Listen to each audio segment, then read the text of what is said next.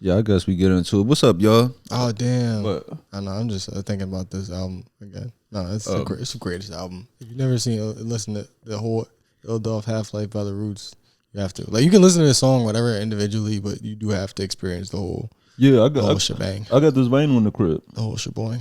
Yeah, huh? I got this vinyl in the crib. You have a vinyl. Yeah. What are you doing with it? No, shit, just chilling. Is it a reprint or is it like a? Original? No, this is an original copy. From like when it dropped. Your dad's? Yeah. Ah, okay. I was gonna say, could I have that? No, yeah. I got That's why I don't knowing how vinyl prices used to be back then. That's why I be feeling disrespected when you walk in Urban Outfitters. You walk in a spot like Urban Outfitters. It's like, one, y'all niggas already overcharging me for jeans, but then you think you gonna overcharge me for some music that, you know what I'm saying? Like a fucking Lana Del Rey vinyl, like, nigga. Right. What the fuck I need that shit for?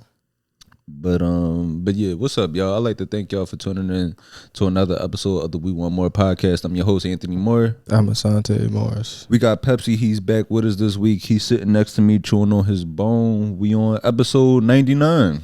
99. Please be sure to subscribe on whatever platform you listen to this on, whether that be on Apple, Spotify, Google Podcasts, wherever you find your podcast needs at. Stop right now, scroll down, please give us 5 stars, and if you got some words for us, leave a review. Tell us how much you love it. Tell us how much you love it. Yeah. What else? If you watching this on YouTube, subscribe to that also, and just keep spreading the word about this. Support us in every avenue you can, whether that be on where you listening to this. Yeah. On our own personal social media pages. That was kind of one thing I was talking about, and I got a name drop. Go ahead. Yeah. So I was talking to when I was talking to Schultz last night, we were talking about, we had a good conversation just about the way that social media is moving and how the way these algorithms are being reworked to where your people, the people that want to support you aren't even able to find your content. Oh yeah, I say that to people all the time. Yeah. Like, people that are doing the cool shit, I'll run into them on the street to check their shit again. I'm like, oh, this nigga's been snapping. I did not see this at all. Right. So that is the importance of, if y'all do happen to come across it, give us a like, a comment, all of that. Just follow us, and that's why. Tell us how you love it. Yeah. Tell us if you're close. If you need me to do something else, let me know. If you want to flip you over. I don't know. The way you said that was just freaked out. I'm sorry. Yeah, it is. Yeah, son. I'm immature. Don't even comment. Send me an audio note. Dude, send a fucking picture of your titties. This is for the guys. I don't want to see girl titties. I want to see pussy. I don't want to see titties from girls. Guys' titties, girls' vagina. I'm sorry, I'm hungover and I'm still like kind of groggy right now, Mom. I just because that's disrespectful, and it's not even that's like not even who I am. Like, that's not. I actually don't want that. I only want butthole.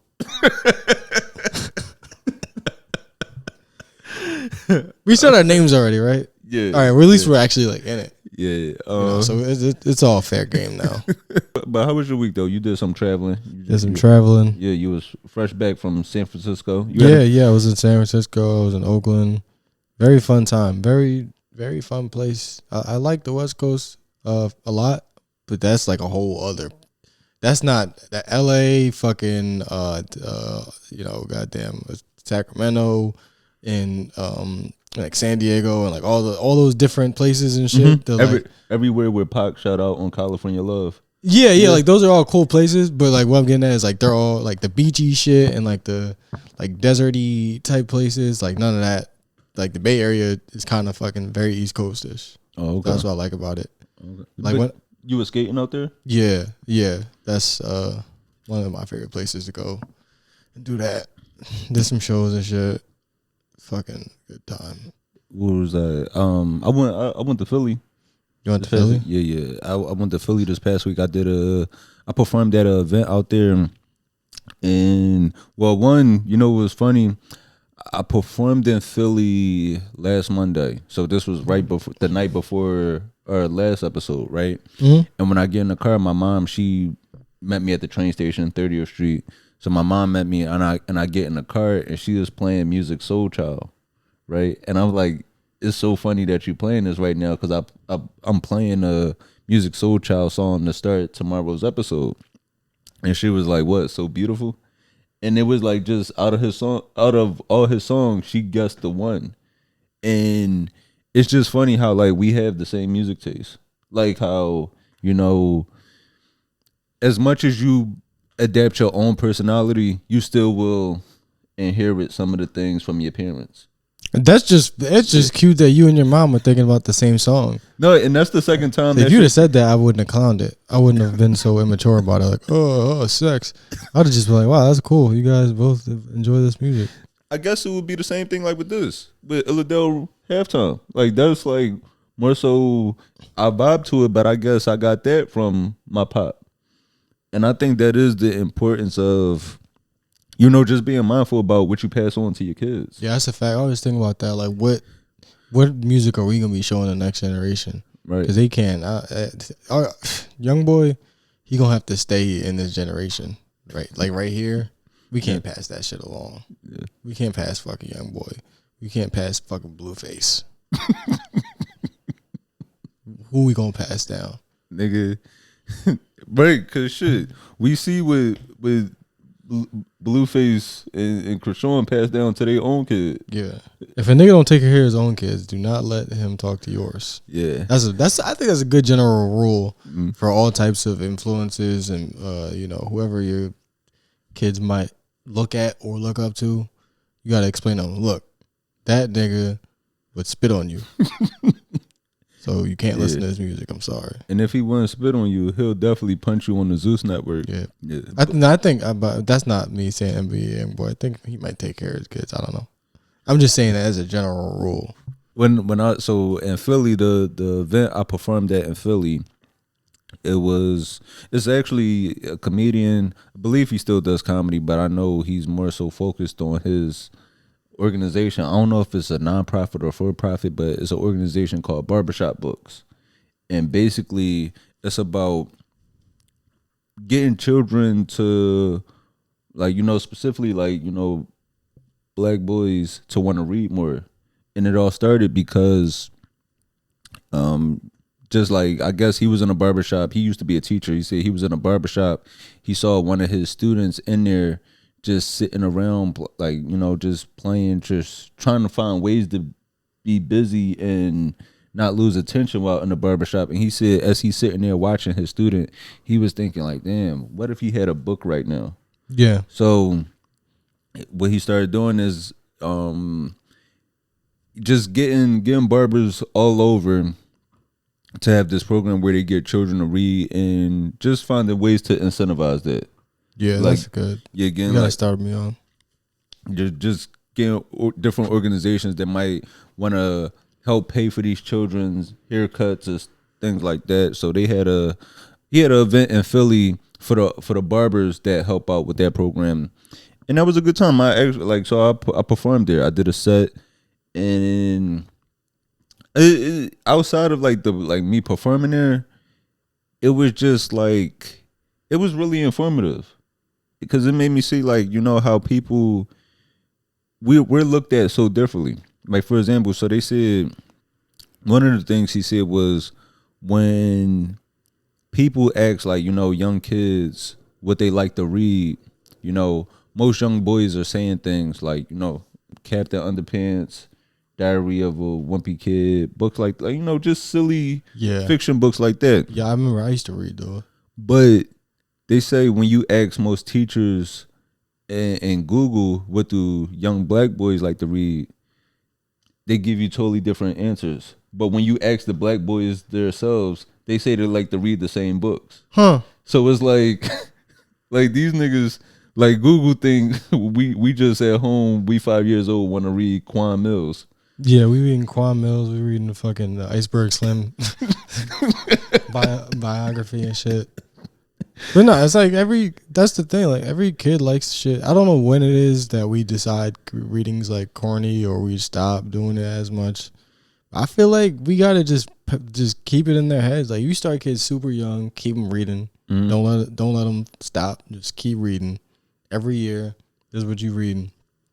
I don't know if kids are still doing like, haha, you're gay, you're a nerd, you read. I don't think kids still do that. That's probably some like fucking 80s, 90s shit. Mm-hmm. Cause on TV they're always like, somebody knocks books out of kids' hands, puts a finger in his butt and shit, and it's like, we don't do that no more. Yeah, you might get shot, but you're not getting bullied for reading. So what I'm getting at is like, if every kid's reading, you're gonna seem like the odd man out for not doing it. Mm-hmm. Yeah, I mean, I remember making fun of niggas that couldn't read. That was what we bullied niggas for. Right? Yeah, you would make fun of niggas when somebody popcorn on them, when somebody call on them to read, and them niggas they get hit with a big word in a sentence and mess it up. Yeah, that's probably why I my vocabulary is the way it is, because I was terrified of like looking stupid in front of people. Yeah, because when you're a kid, like, you don't look cool for not being able to read. Like, if you had a crush or whatever, like girls are always smarter, when you're a kid. So like you don't get any points for looking like a fucking dumbass. But I mean, it also is kind of like, oh, I'm gonna impress her by spelling prestidigitation. Like, that's fucking that's some bitch ass shit. But there's some truth to it. Yeah. Like, I just don't want to look stupid. Yeah. So all in all, though, that was a really cool event, and and also it was cool to see, all these being in Philly was like, these older black men, getting kids. These niggas, like, you know what Philly barbers look like. So it's like, these look like the most like they might look kind of standoffish, like naturally defensive, but then when you actually talking to them, getting like, and seeing them open up, and like seeing them super happy to get certificates because they're a part of this organization, and like, knowing that they are making an impact on some kids' lives. No, it's cool. And the cool thing about like Philly barbers is a lot of them are Muslims and shit. Right. So you go in there and it's like, you wearing a cape, but he got on a cape too. So why he got on a cape? I thought I was getting my hair cut. It's like, no, it's some Muslim shit. It's like, shit. What else? I guess I had a few things I wanted to talk about. So, over the past weeks, we have talked about Tyler the Creator situation with his tweets resurfacing. Yeah. But then also, it was a situation this past week where, a guy I know, podcaster, Rory, formerly of like, he was formerly on the Joe Budden Podcast, but now he has his own successful podcast, the Rory Mal Show. He has some tweets resurface. Yeah, we're gonna have a right down in the right. What is this? The right corner? Yeah, bottom right corner. We're gonna have a name drop counter. So right now we're at 2. If we can make it to 10, Anthony gets a lollipop. No, but it's funny because I just did they podcast like not too long ago. Maybe I'm the problem. No, maybe I'm the problem because I don't know nobody. I'm fucking jealous. I was like, me and my nigga fucking Brandon was hanging out, drinking fucking PBRs and fucking skateboarding on a curve. No, but seeing this shit, like with Rory, his tweets resurfacing. So basically, it happened after he got into it with some stands online. My homeboy was on 911 Philly before. Does that count as famous? He was robbing a store with a kitchen knife. It was another dude that shot at his girlfriend. So I do know people that have been famous. You know people all through the Citizens app. Yeah. Citizen app is like, that's my shit. I just go on there to get starstruck, basically.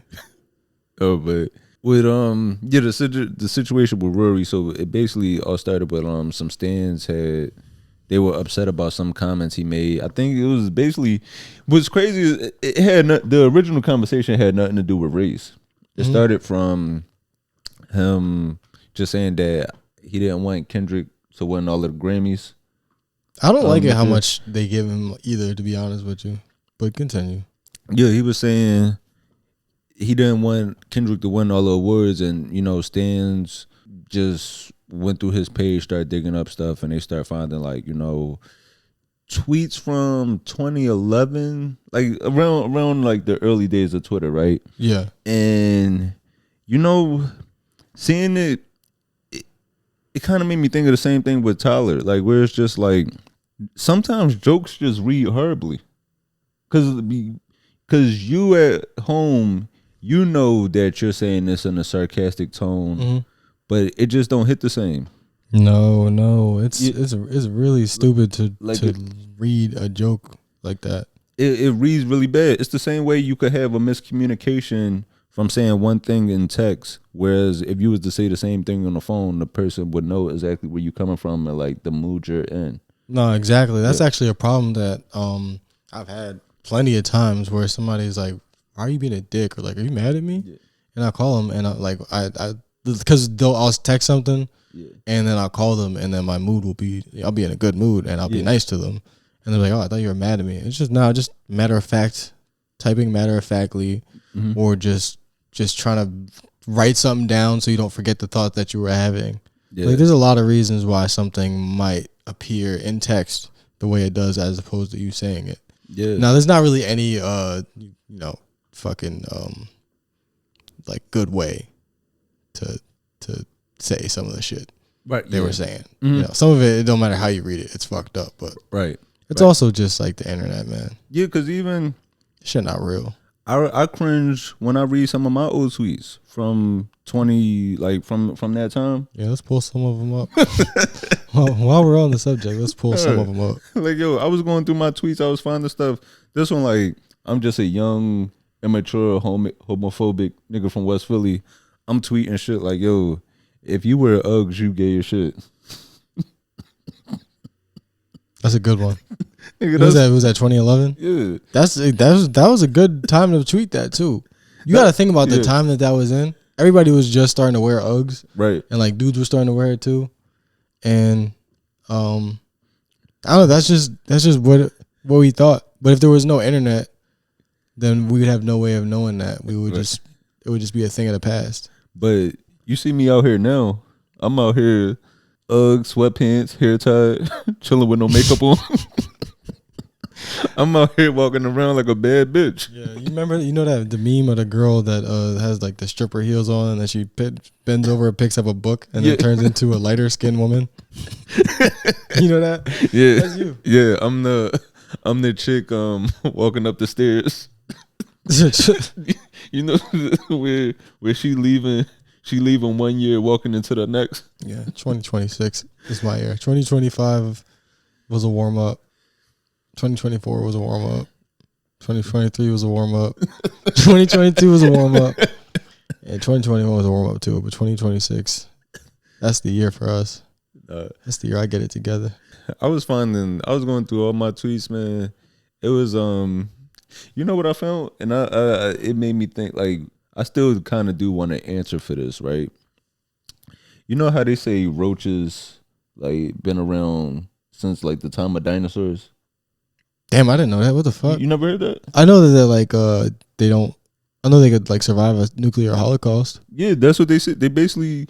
Let me Google that just to be sure. How long have roaches been around? That's crazy though. Like roaches can survive a nuclear holocaust, right? It was like we wouldn't be able to survive a nuclear bomb, right? But if I smacked you with a shoe, you'd be fine. That's what.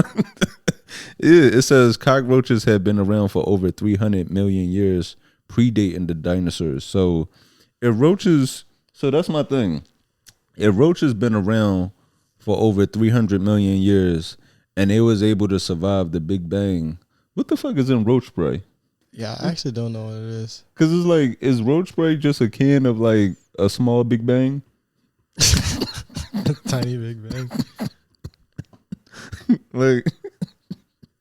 Like if you get enough cans of roach spray, you should be able to just change everything. Yeah, I don't know what kills them. I'll fuck up this whole continent. No, but what's crazy about the internet, right, is that we like the test subjects of the internet. Like we were the first ones to like have to figure all this shit out. None of us knew our digital footprint would be a thing. Yeah, it's actually really sad to think about it. I'm gonna get back to being stupid in a second, but that's really like the actual truth of what like we were like the Tuskegee experiment of the internet. Like they literally just pushed this shit out and said, let's see what it does to their brains and see if it helps. It makes them want to buy more shit. Right. And it definitely makes us want to buy more shit, and we still don't even know what the fuck it did to us.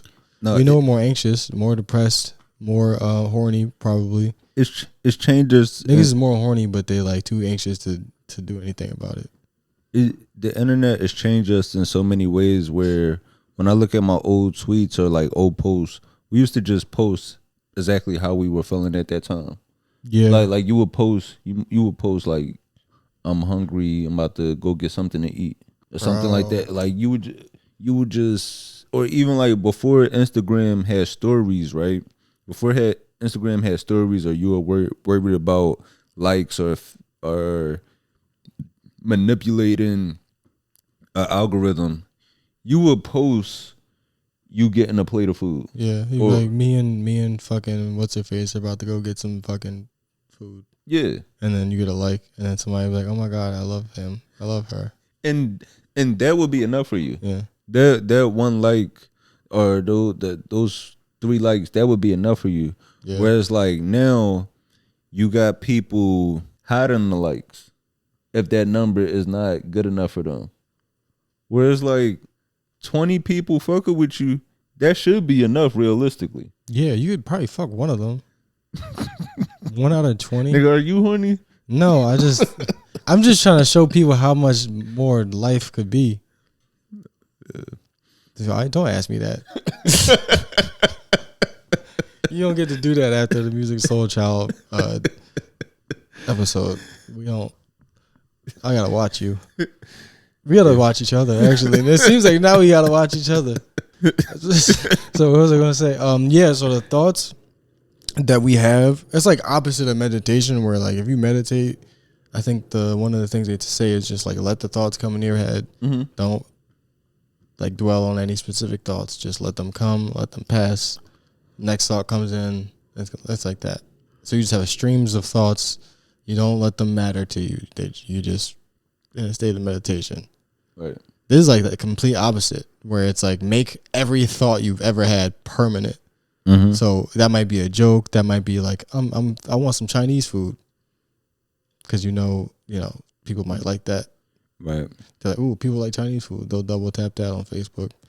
Or, you say something crazy. I know somebody's going to react to this because they're shocked that somebody would say this. That's what it was. We weren't thinking like, I really want to go out and a fucking pregnant lady. We were just thinking, what's the most fucked up thing you could possibly say? And the likes would come from the fact that it was crazy, not the fact that it was like hilarious and thought-provoking. It's kind of like, I look at early Twitter kind of like, when you playing Grand Theft Auto and for no reason, like you could just be driving down like a straight path, but for no reason you say, you know what, I'm gonna just go on the sidewalk. Yeah, it's so fun for some reason. Yeah, it's fun. So I think that was part of it too, where it was like looking at the internet, and I'm not even, when I talk about this, I'm not even just talking about like in the instance of Rory. I'm just talking about we talking about just people in general. With the internet, it was just like letting out just any thought, whether it be like how we were feeling at the time, intrusive thoughts, being shocking, but it was just not realizing that it would have a lasting effect. And that's what's crazy about the internet, that you could dig up somebody's tweets from like 15 years ago, but if I wanted to watch an episode of Cat Dog, I can't find that. Like, it's crazy the shit that's like archived and the stuff that's like not accessible. Like, true. Like the good shit that we should be able to access. Yeah, like the fucking, you ever see somebody post like an old commercial that maybe had stopped airing because it was offensive, or they just wasn't successful. Yeah. And you're like, damn, I remember this commercial. Or it's like, oh wow, that's crazy they got away with that shit. Yeah. Like all that stuff is just gone. And a lot of times, like a fucking like Snickers could have a racist ad back then, and it doesn't exist now. So like their image has no attachment to that. But, if they tweeted something racist and never deleted it, then there it is. There's a lady that fucking, recorded, I forget her name. Yeah, black lady. She recorded, I did see that it was a black woman that recorded, basically. Look up her name, probably. Yeah, it was like basically every major like news story, even if it was just like local news. She recorded it, and I think her son gave all the files to the Library of Congress or something, I believe. Bro, started. All right, so let's look into it.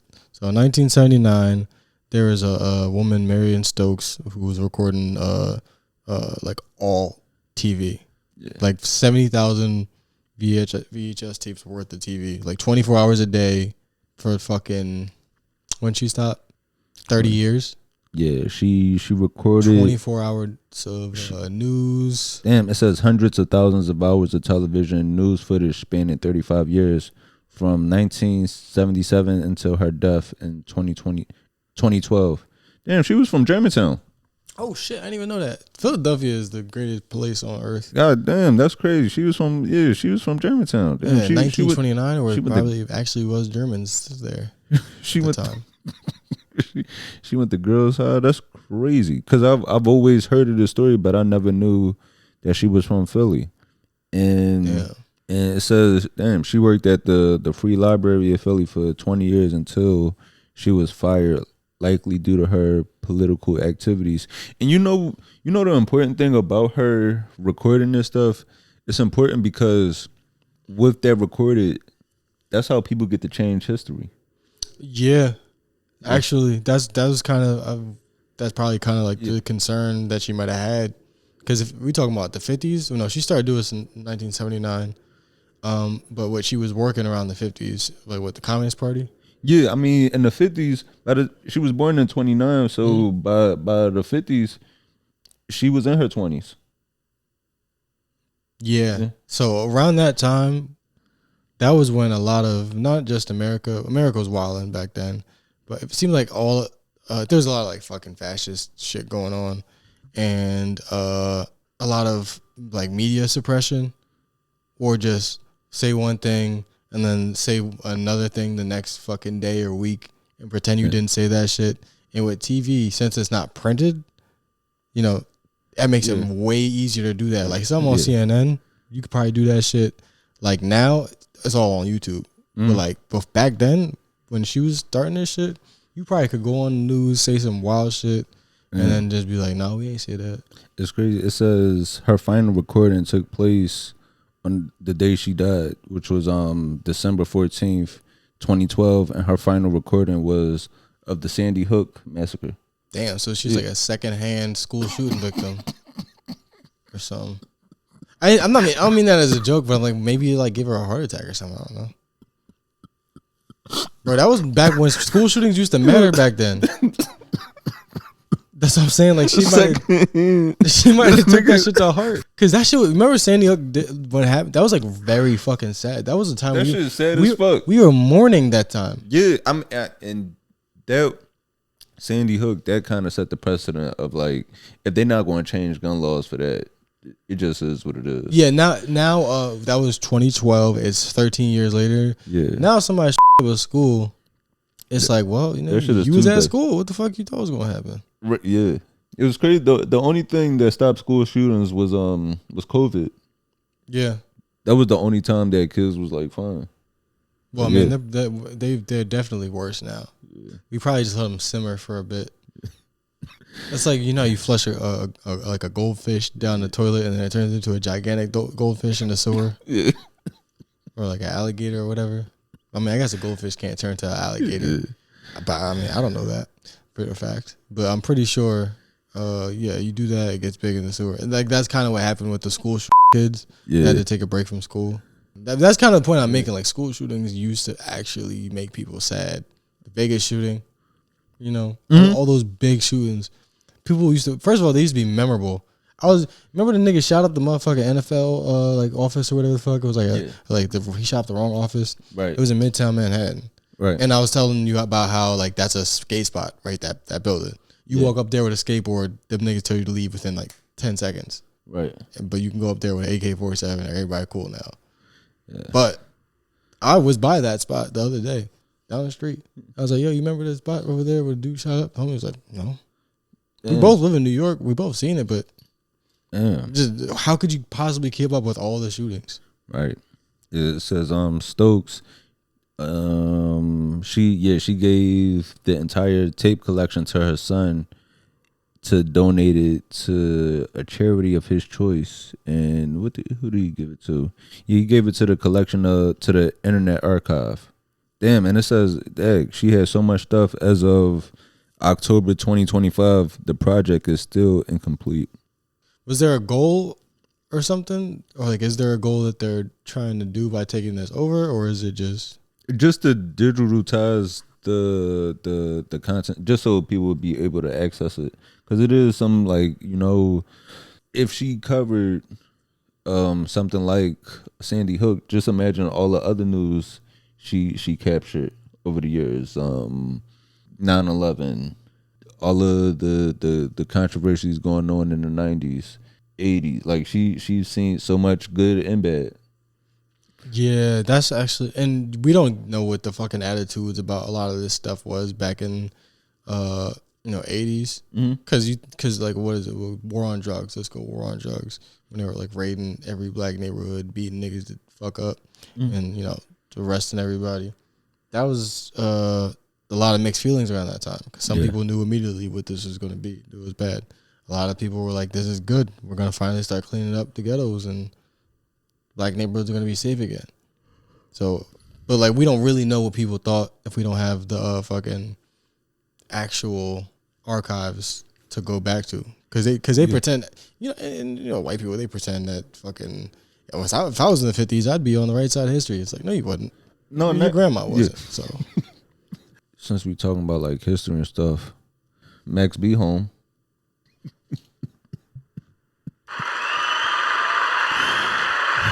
Right. I think he did fucking how long? 15 years? He did 18. 18? God damn. Yeah, he did 18. But he was originally sentenced to 75. Yeah, he got 75 years for like a murder, robbery. Yeah, because he basically, I think he sent somebody to rob somebody and they didn't.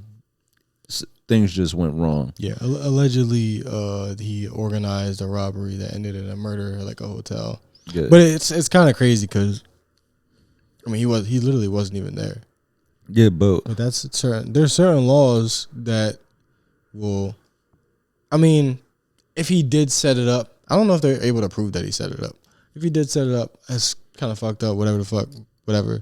But like, in the kind of justice system that we currently operate in, you and I could be hanging out. You do some shit, I don't even know what's happening, and I'm going down with you for the same amount of time, just off of the I mean, so you ever hear? It's this one story. It's a real famous case of, it was two young black kids. It was somewhere down south. It might have been Florida or Georgia.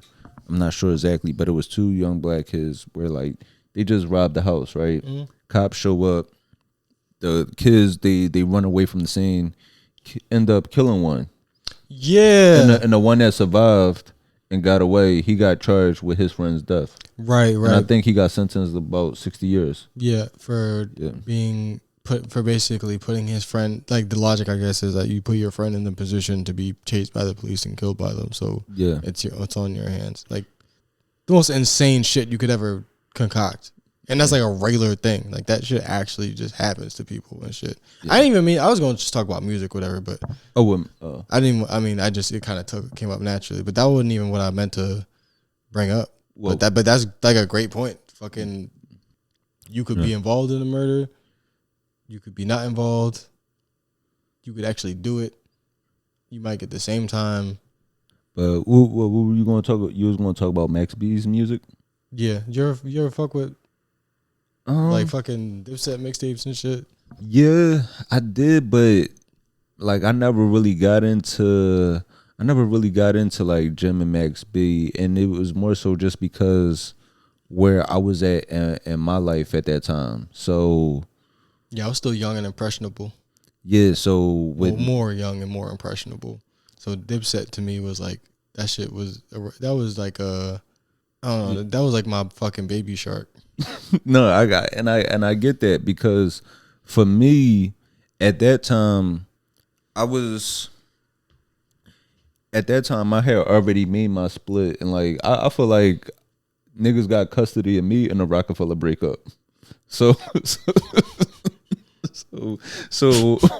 when they did that when they did that split, it's like I could go over here with y'all, but I done already traded my jerseys in. So I was wearing my sweater vest and my button ups with Hov and Kanye at that point. So I never really got into him. But I will say, like, if Max B would have came out later, I definitely would have been on that wave. I didn't see the vision at that point, just as far as with a lot of music. Like at that point, I didn't like Soulja Boy. I didn't like Soulja Boy, and then getting older, listening to Turn My Swag On, I'm like, damn, this nigga, like, how could you hate on this? This is a young kid from the hood making a way for himself and his people. Yeah, like it's not. Yeah. It was never meant. I don't know. Soulja Boy is a whole other thing. His music is just like straight fun.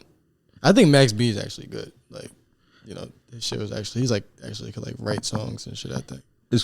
But like you know, he was locked up in Newark this whole time. I didn't know that. We could have visited him. Yeah, we could have saw this nigga. Could have put our titties on the glass. Whole time, right down the street, man. I'm sorry. Yeah, it happens. But and that's the crazy thing about jail. That's why I can't go to jail, man. Because it's like I couldn't imagine being trapped in this apartment for 18 years, and this shit got everything I need. Yeah. Like, so imagine being in, you know, a cell, confined, and you only 30, 40 minutes from the crib. You know, since he's been out, it's like this nigga just picked up where he left off, and that shit is honestly is unhealthy, man. But to pick up where you left off when you went to jail, it's like this nigga has been eating the worst food for the last 18 years. He don't need some alcohol in his system right now. He's for the last 18 years, this nigga been drinking fermented apples. and now y'all gonna take him straight to hookah lounges and popping bottles? No, let this nigga get a vegetable inside of him. That's a good point, man. Because really, when you get out of prison, first thing everybody want to do is put you around all the vices that get you into trouble. Right. So we gonna get you around some hoes, some cocaine, some alcohol, and let's see what happens. That's a terrible concoction. First thing you need to go to you get out of prison is a coffee shop. Some sort of like fucking multicultural coffee shop where with a white woman barista with a mustache, pink hair and shit. And you're like, what the fuck is going on? Right. But it'll adjust you to the other world. So you gotta do that. Go get some goddamn some honey grow or some shit. You get some tofu. But that's the thing. It's also the niggas that get out of jail and go like vegan and like all fucking spiritual are also annoying. Cause like I get it. We were taught a lot of wrong things. We are all mentally enslaved, I guess, but you are literally in prison. I'm allowed to have fun. I didn't do anything wrong. If you was locked up, what's the first thing you doing? What, when I get out? Yeah. Honestly, like I feel like everybody wants to say, "Oh, I'm gonna go party. I'm gonna go fuck with hoes." I probably would just go see like family. Go see what people got older that I didn't see in a long time. Right. Yeah. Probably eat some like fucking food that's like not good for you, but just been thinking about. Right. Like, I remember my sister got out. She was like, "I want to go to Applebee's." I was like, "Do you have any idea how long you've been away?" Applebee's was not good then. Country has gone down the toilet, so it's definitely not good now. This shit got a D grade on the window. Yeah, no. But that actually, we didn't take her, but she did get the Applebee's, and it wasn't good. But that's the thing. It's not about whether or not it's gonna be good. It's just the fact that you could do whatever the fuck you want again. I mean, maybe it wasn't the food. She just wanted to be somewhere. She might have been used to eating and having a fight at the same time. Yeah, like, she might miss prison. So it wasn't about the Applebee's. Should have took her to Should have took her to like a Waffle House. Or she just missed like having to look over her shoulder. Yeah, Waffle House, Denny's. The cook might kill you, you know. The cook got neck tattoos. That's kind of what you want. But also, like, remember when you was a kid? Like, you ever go to Friendly's and shit when you were a kid? Mm-hmm. Yeah. It probably wasn't good back then. Right. But you were eating grilled cheeses and, like, fucking milkshakes and shit. Right. Or, like, ice cream sundaes. So you just missed that. Right, yeah. Like, the fact that fucking you were a kid. Because whenever I drive past a Friendly's, I'm in, like, maybe fucking a suburb. See a Friendly's or some shit, or like what's the other ones? What's the other restaurants that kind of suck? But that's a good example. If I drive past one, I'm like, I really would love to go there and sit down and eat and see what this is like. But I know for a fact it's gonna be microwave fucking chicken tenders. I don't want that shit. No, that's why I don't fuck with Burger King. Burger King, I miss the restaurants from our childhood. You know, they just announced they're about to close 300. I think. It might be more, but at least 300 Wendy's. Damn, Wendy's is the only one that I feel like is valid out of the top three. McDonald's, Burger King, you can get rid of those. Wendy's, I feel like got like a little bit of a. No, you can't get rid of McDonald's. McDonald's is fucking poison, dude. It's always been poison. They just not. Remember they did it's beef now. It is poison, but I love poison. Shit, I trust that big butt and a smile. Bro, I fucking hate McDonald's because they had a dollar menu. And they had a great dollar menu for a long time. Yeah. Remember that shit? Yeah, their values, the value for what you getting definitely did slip. But it's like if it's gonna be fucking a monkey's goddamn, if it's gonna be monkey toes, anyway, just make it a fucking dollar. Just stretch the monkey toe with some goddamn monkey ankle. I don't know. Cause like Burger King nuggets, man. You remember like when Burger King had the tenders? Yeah. You ever had Burger King tenders? tenders? Burger King tenders were good. Burger King tenders. Because it wasn't nuggets, it was tenders. Yeah. The Burger King tenders was on point, and then they tried to change it to burger fries, and then now they just went to nuggets, and that shit is horrible. It's crazy. I remember a specific place, and you know the I don't want to regional us out, but in Philly. It was a specific like plaza down like around 69th Street. This whole thing is like shut down now. Where it was like next to it was a Burger King, a Blockbuster, and then a drug emporium. Yeah, it was a bunch of shit like that. It's a bunch of shit that went out. You remember Eckerd? What's Eckerd? I think Eckerd was kind of like that. Eckerd was kind of Eckerd was Yo, what the fuck? Yeah, Eckerd was Eckerd? Like, yeah, I remember Eckerd. Holy shit, I never even fucking. Isn't that like just Rite Aid now or something? Yeah. Damn. Eckerd, motherfucking Pathmark. That's like, and it's fucked up that like, you know, it's a generation of them. It's a generation of people after us that won't even know they existed. That's who. Toys R Us too. I heard some fucked up shit about Toys R Us. Apparently Amazon killed it. Damn. See, if you was going to be tweeting wild shit, you had to work for one of them. Like, Eckerd could have got their blackface on. What? What? What the fuck?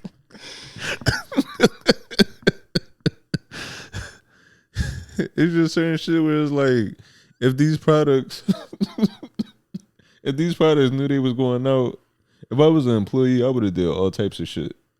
Like if I was the CEO of the nigga that made cream savers. You remember cream savers? Those are gone too? Yeah. What is that? Isn't it the same as Lifesavers? No. Same people? No. What the fuck is going on? I don't remember anything. Nigga, I could name a list of shit that's going. Cream savers going. Hollywood videos going. The Skittle bubblegum. Skittle bubblegum's going too? Kids don't got shit now. Yeah. But they got the wave back. They got the what? The wave. Max B. Oh yeah. I just hope it doesn't turn into a. But actually, you know what? Bobby Shmurda. I was gonna say I hope it don't turn into like a Bobby Shmurda thing, but like he kind of turned his life around without being like a Christian and annoying. Like he didn't go past her with it. Like he's just having fun and staying out of trouble.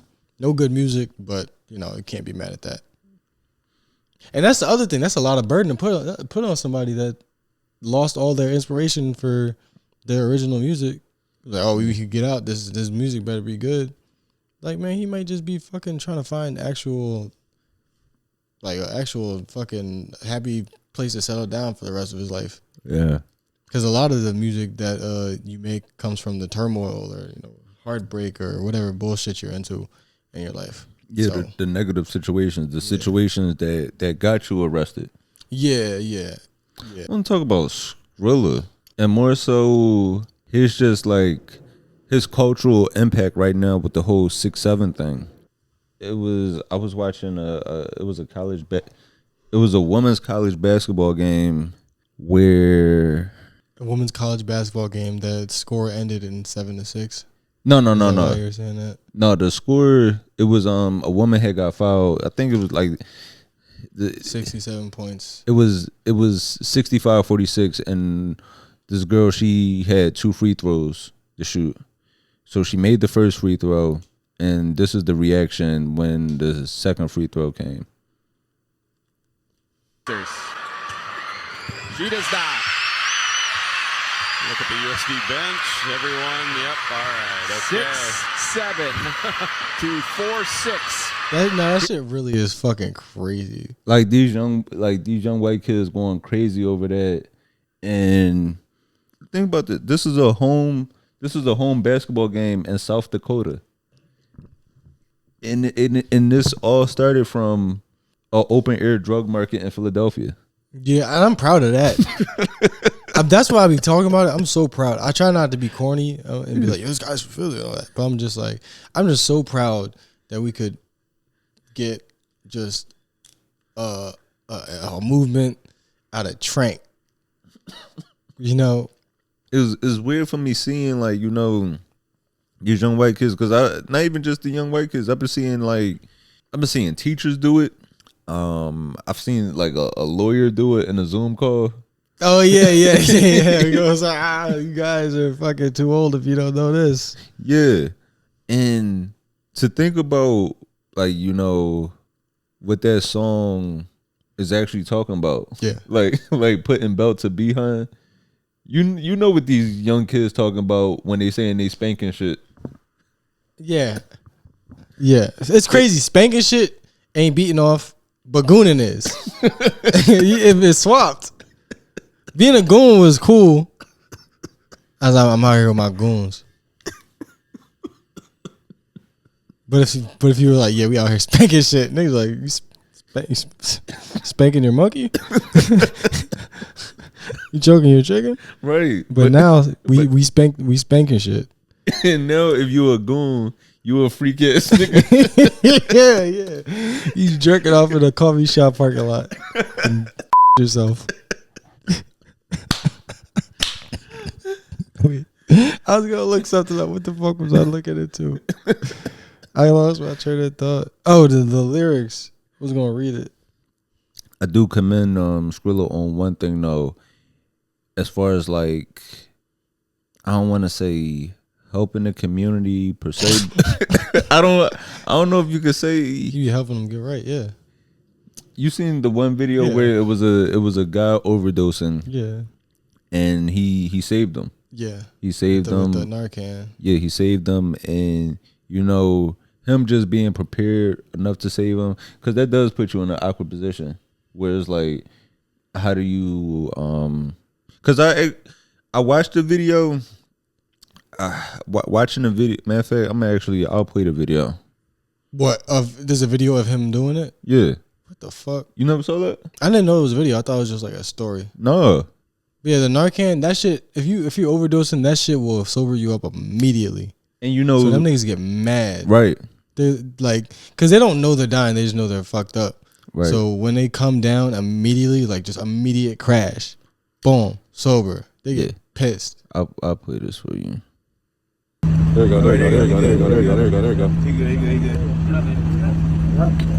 Hey, yo, I hit you too. I hit you with that knife. Yeah. What got you? It's a really shot. Hey, yo, wake up, though, bro. So I lost my pop like that, nigga. Hey, yo, get up, bro. Come on. Get up. And what's crazy, I don't know if you heard, but in that video, one of them said I lost my pop that way. So it's like, it's crazy. Like, this is It's the life that these people know that we don't. Right. And we kind of don't have the right to judge it. Right. Yeah. Yeah. So you know, I definitely am happy for Skrilla's success, even though the song might be negative, but it is, like you said, is what he know. It's the life that they know. Yeah. The shit that bothered me is when did this shit all of a sudden be cool, and we're in a fucking Republican administration. Like, shit gets a little bit tighter when we got Republican president. So it's like, thinking about the past 30 years, all the violent rap music, thug panic, the satanic panic in the 80s. So we talking about a satanic, not satanic, but like a non-Christian, like ritual type religion, black nigga that's talking about like killing people.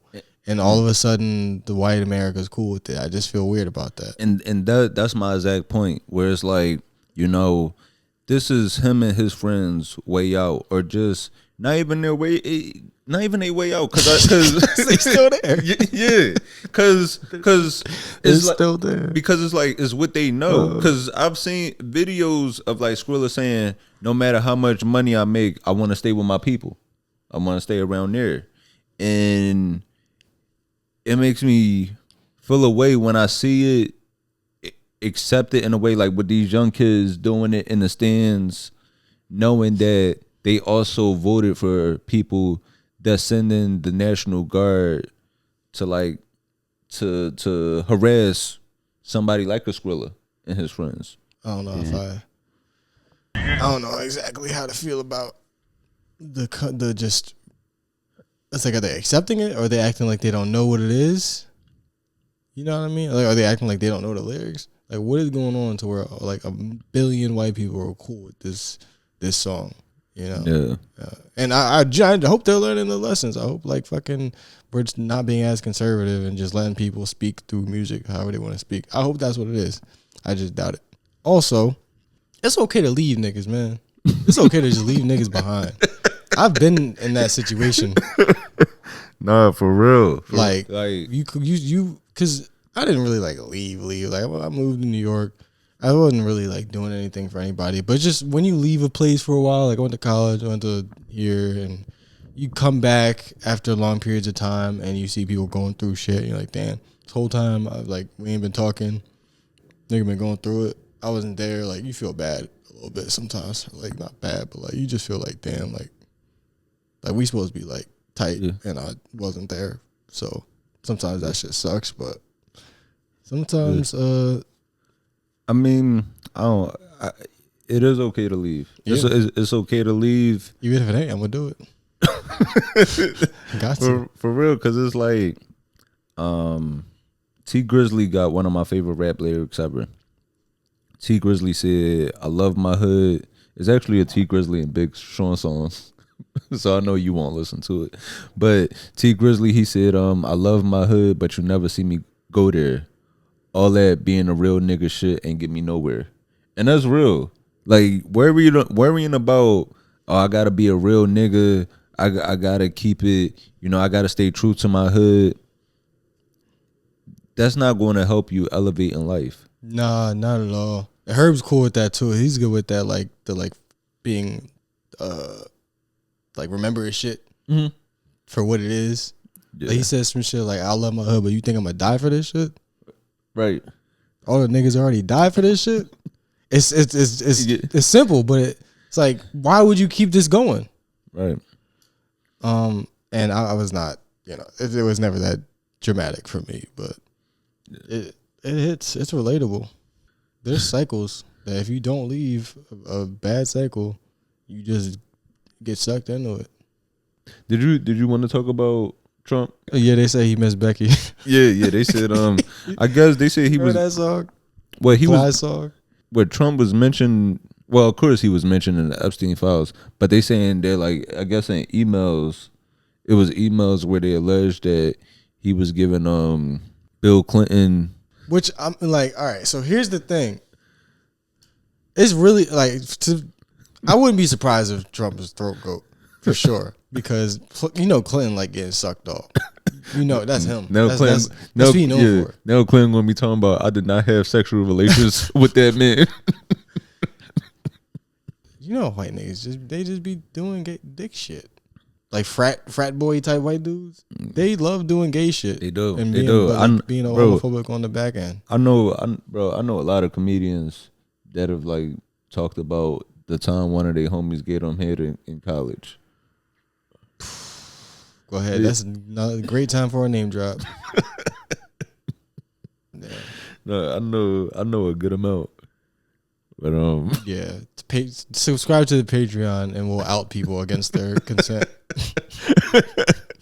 But that's some funny shit I was talking about with somebody bisexual. Cause like, bisexual girls always get shit for fucking with dudes. They're like, yeah, you're not really bi, you got a boyfriend. Mm-hmm. But they don't say that about a nigga. Yeah. Like if you even touch a dick, but yeah, you're not bisexual, you just fucking gay. Right. Yeah, niggas can't be bisexual, but girls can't never be bisexual enough. Yeah. Like I remember like some fucking like not my friend, but like somebody just like mutual was like, yeah, I did something with a dude just to see if I would like it.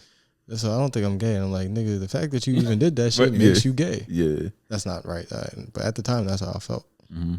That is true. Men don't get to experiment. No, it's not that we don't get to. I mean, no, you get to. I got plenty of opportunities. If you get to. Look at my DMs. I get to. It's just I could bag these niggas if I really wanted to. If I really wanted to, they be on me, but I'd be like, no. Yeah, we really don't like. There's no such thing as like trying gay shit as a dude. Yeah. But also, it's just dicks are nasty, man. Why would you try that? Unless you actually fuck with it. It ain't a motherfucking escargot. Like, it's just, you know what the fuck it is. You know what's gonna come out of it. You know what it's gonna be. The fuck is you trying, yo? Sorry, 16-year-old me just came out for a second. Guys can be bisexual, for sure. No, but Trump, he old enough to where if he did that, he just gay. Yeah. Nah, all rich white dudes is gay. Bisexual is a whole other. That bisexual is being bisexual. That's for poor people. He is fucking gay for sure. Like them rich white dudes that they always have a wife. Mm-hmm. And they're always like taking their sexual fantasies out on women, but they probably actually are attracted to like.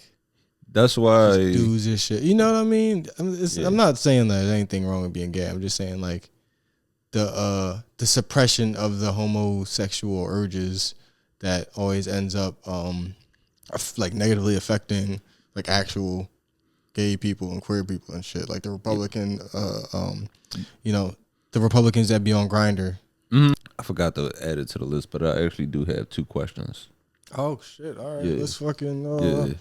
It's been a long time, and I am excited to fucking get into these questions from the listeners. Yeah. So, the first question somebody asked, they said, do you have any takes that you believe in that might be like unpopular or people might judge you for? I feel like a lot of the shit I believe is very popular, at least right now. I mean, like, for example, like me, I got unfrosted Pop-Tarts in there right now. Okay, so that where people might think like that's something that's a little bit sociopathic. And also, I prefer to not get cheese on my cheesesteaks.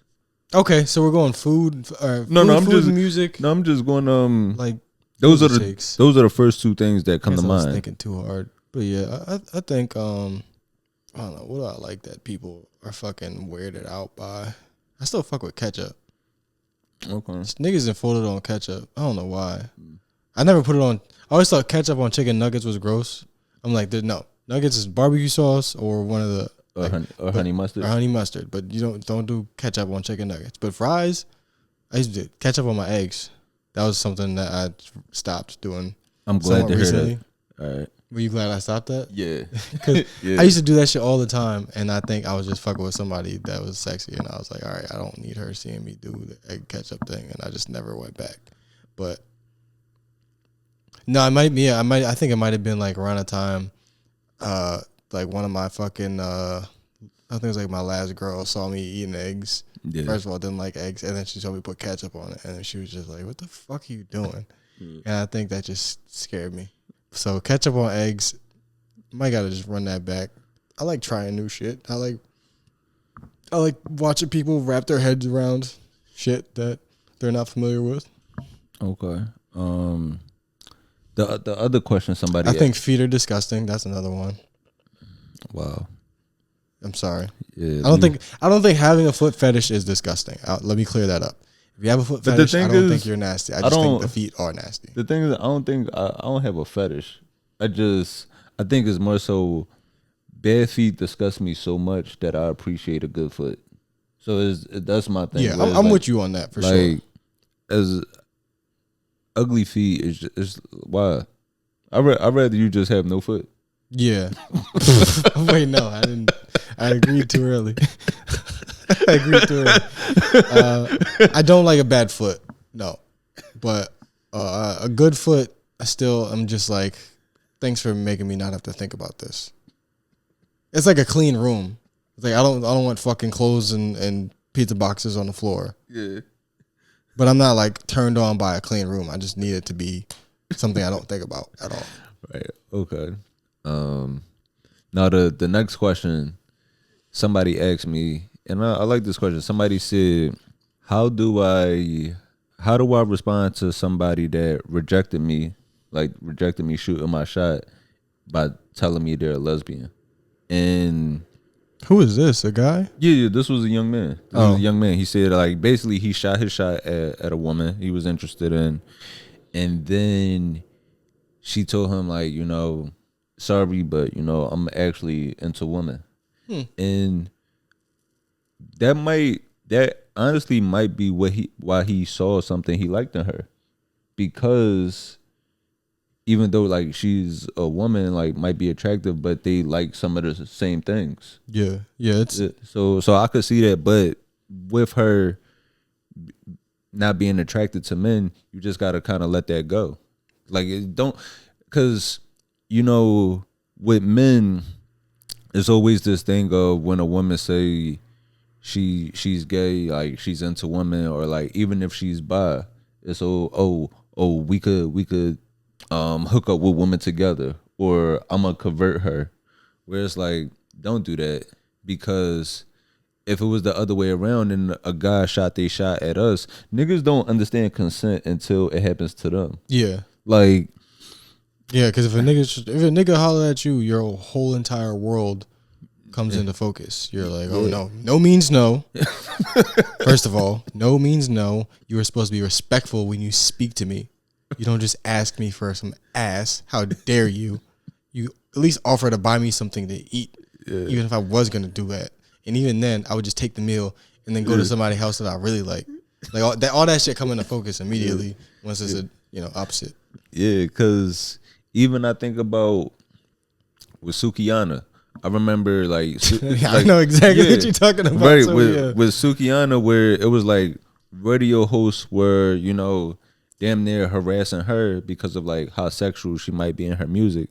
But then when she started telling niggas like, let me eat that ass. Yeah. That's when guys understood, like, all right, you don't went too far. I'm not comfortable with this. Yeah. So it was like, you know, as basic as it could get, treat people how you want to be treated. You know? Yeah, I think the question confused me a little bit at first, because it's like, how do you handle being rejected for any reason? Is you just fucking get rejected and move on. You don't spin again. You don't never try to go back. You don't work hard. This ain't the motherfucking 60s. You don't show up at her job with flowers, nigga. This ain't going, that's not, you used to be able to do that when there was like 6 guys and the girl was like trained to reject advances. So back then, I feel like that shit still wasn't even cool to do. But I was like, you had to do that because she had to not seem like a floozy. Yeah. So she had to not seem like one of them fast little girls on the other side of town.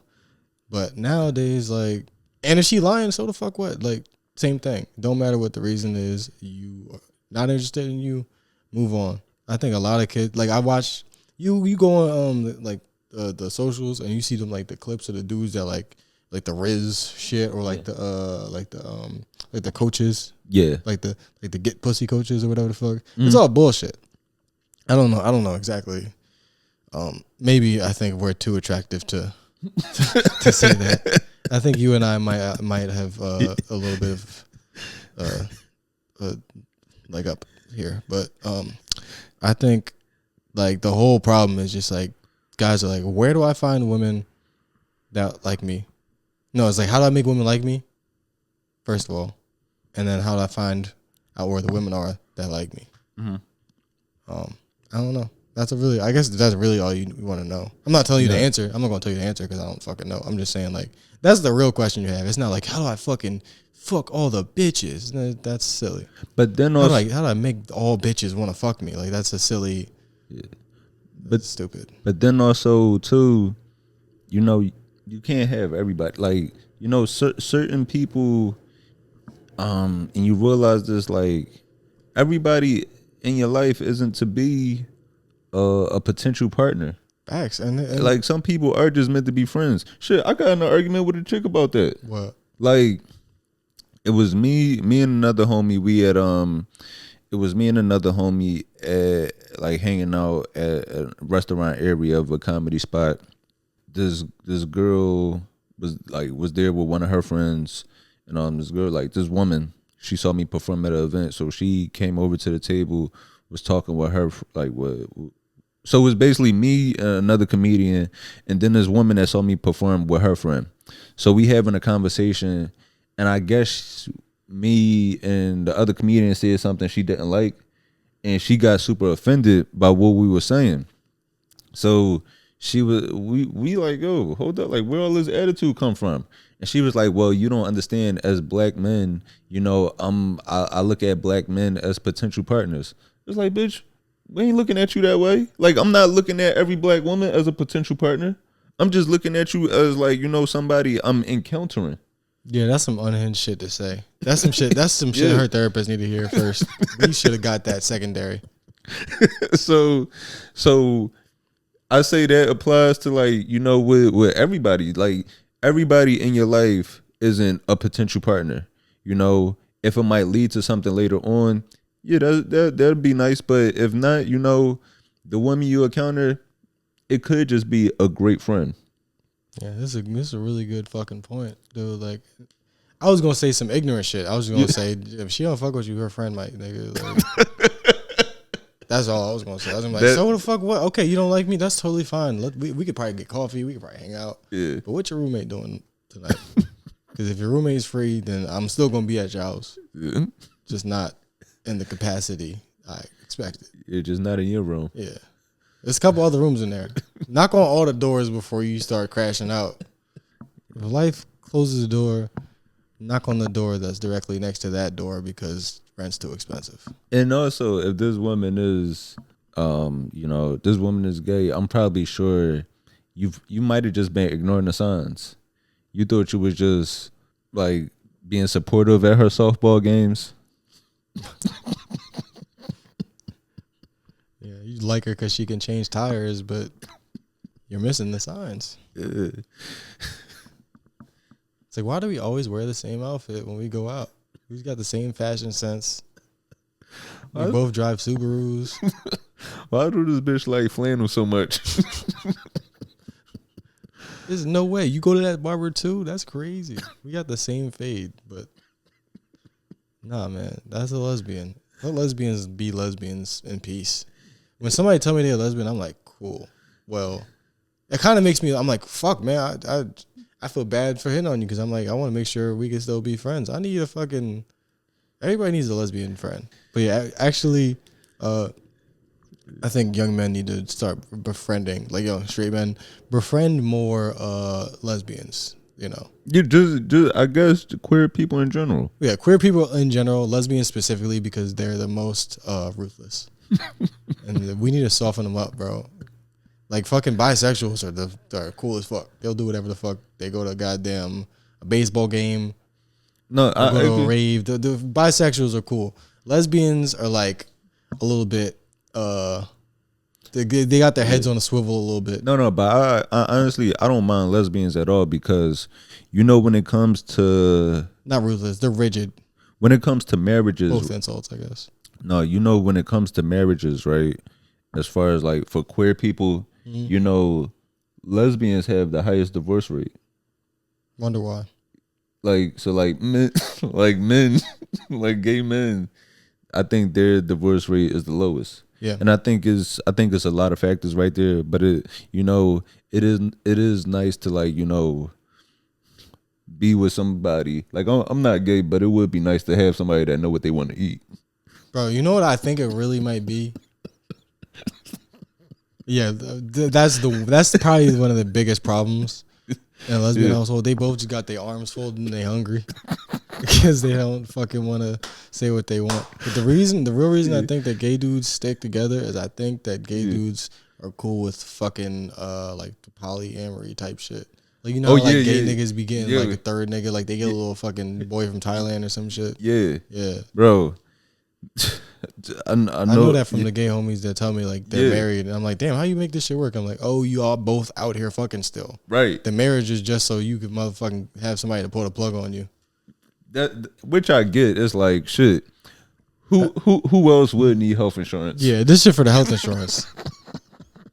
Y'all doing this shit for the medication.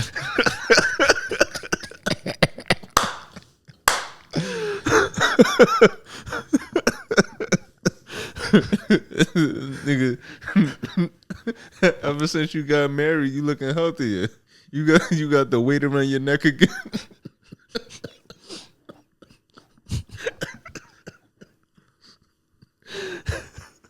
Yeah, they're the only people that have sunken eyes before they get married, and then it goes away after. They're the only people that look healthier after they get married. Shout out my gay niggas. Shout out my gay niggas. Pull it up. Shout out to all my gay niggas. Shout out to everybody in the LGBT community. Shout out to the gay niggas, man. That's all we was trying to say. Right, yeah. We just trying to be some straight niggas showing love to the gay niggas. Shout out to all my gay niggas and the lesbians, y'all included in that. Yeah. I've had like very cool lesbian friends. They get a big rap for being like fucking like rigid and and mean, and it's because they are, but like they also. But I get why they got their heads on a swivel. Like there's things going on around them. So I get it. I get why the lesbian homies are like that, because it's like they gotta worry about the niggas trying to beat. Yeah, real shit. And then imagine that's how the conversation started here. Right, and then imagine you getting roasted in the barbershop and everybody can beat you. Yeah. Yeah, I sit there, shut the fuck up. Tell y'all, all these motherfucking punks around here, all these gay motherfuckers, and then you looking at you in your face, like, yo, yeah, hey, yo, why your skin look so good, nigga? They don't even know you're a girl. You in there hiding. My nigga, why your eyelashes so fucking voluminous? Why you got some nice ass eyelashes? Yeah. He wants attention. He's ready for the podcast to be over. Yeah. But yeah, man. That's it. Definitely appreciate those questions, man. And we just appreciate y'all support throughout this whole thing. This is episode 99, episode 100 coming up. Yeah. I know one of the things I plan on, like, giving out to the people is the Discord, just to gather this community. Just so we can have more, cause the conversations we have typically usually are like one-on-one about the episodes, but I would like, other listeners to be able to engage with each other, or, share the events that are happening in the city. Like, I know one woman that shows a lot of love to us. She's a poet in Minneapolis. Damn, I wish I had her. I'm gonna mention her. Prince. It's Prince. Name drop counter. We're at 4. I'm gonna mention her. She just released something. She just released a project recently. I believe her Instagram is like that Afrocentric something. I forget. But she released. I know she released a project, and she does like have events. So it'd be nice if like the other Minneapolis listeners could come out and like support that. Yeah, pull up, you Somalian motherfuckers. But yeah, we definitely going give y'all the Discord and then just try to gather some other things up. So yeah, we definitely do appreciate y'all tuning in. I appreciate the people out there helping out remotely. My man Abdul in Maryland, my man Detroit player, John, he's been helping out also. So yeah, man. Yeah, so if any of y'all would love to like, just help out anyway producing things of that sort, y'all got any events, reach out, man. But yeah, other than that, I guess it's been a good one, and we going to get out of here. So yeah, I'm Anthony Moore. I'm Asante Morris. Thank you. And we out of here.